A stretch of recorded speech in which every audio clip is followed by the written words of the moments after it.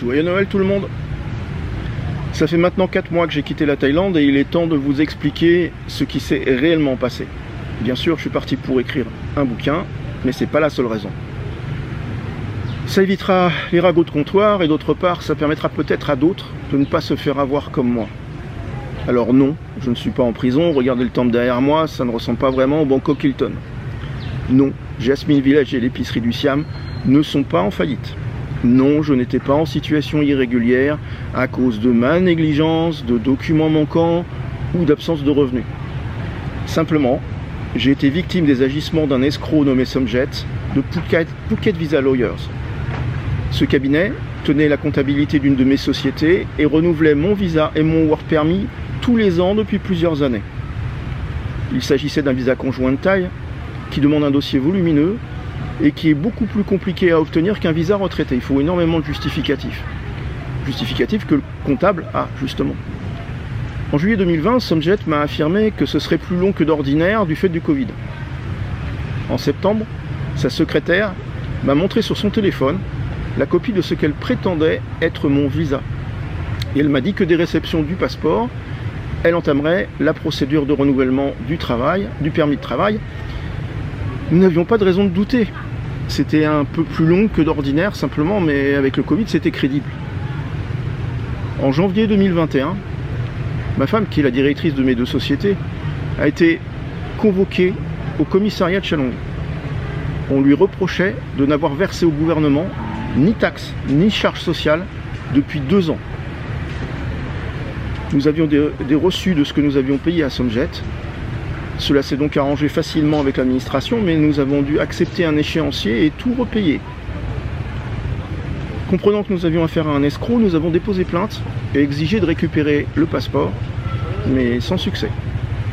La police a refusé d'agir, tout comme 2 cabinets d'avocats qui avaient peur. J'ai averti l'ambassade de France par courrier et le consul de Phuket verbalement. Un jeune avocat qui n'avait pas froid aux yeux a fini par récupérer mon passeport après des mois de tractation. Quand nous sommes allés récupérer le document, il y avait des centaines de passeports de victimes, comme moi, dans le coffre qui était ouvert.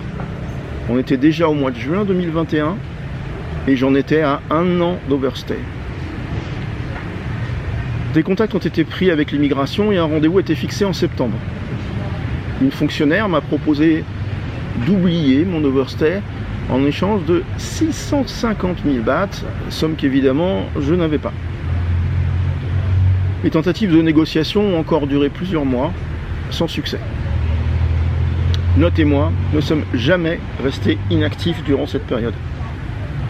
En juin 2022, le chef de la police de l'immigration a publié sur les réseaux sociaux et dans les journaux que les victimes d'agences qui déposeraient plainte à la police pouvaient prendre rendez-vous à un numéro mis en place spécialement et que si elles venaient avec le document, elles seraient amnistiées.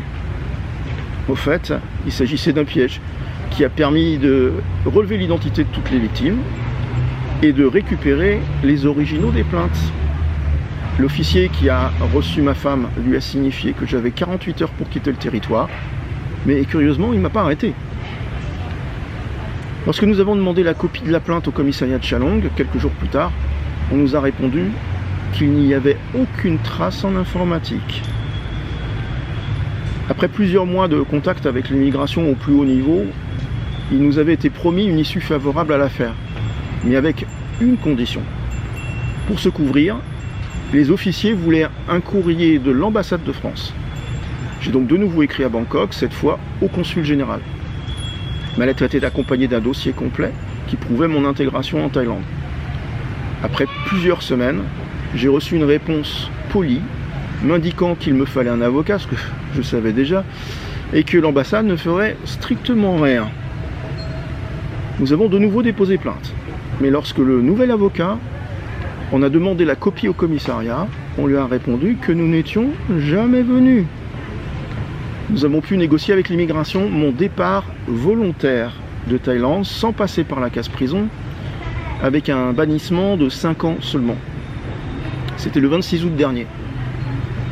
Aujourd'hui, Somjet est mort dans des circonstances assez troubles qui sont sans doute liées au nombre de personnes qu'il a escroquées.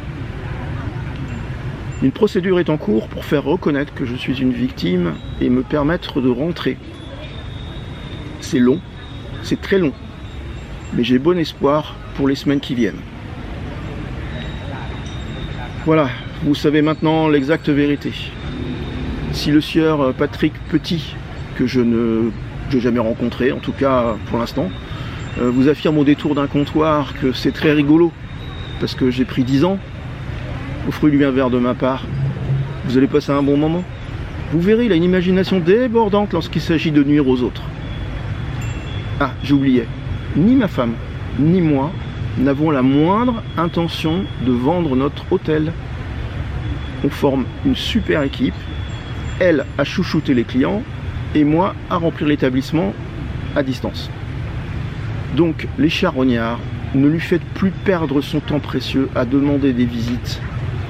De toute façon, toutes les villas sont occupées depuis le 1er novembre et ce n'est pas près de s'arrêter. Circulez, il n'y a rien à voir. À bientôt les amis.